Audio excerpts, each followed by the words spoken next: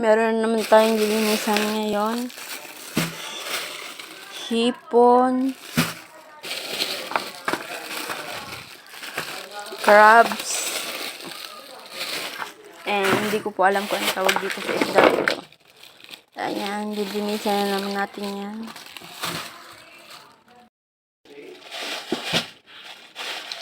Ayan, ipapakita ko na sa inyo yung isda. Unahin na natin yung isda. Look. It's so madami. Ayan. Hindi ko lang alam kung anong tawag dyan. Pero ang dami niya. Meron siyang kaliskis.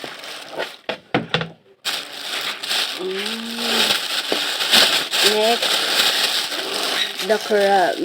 Ayan. Wow.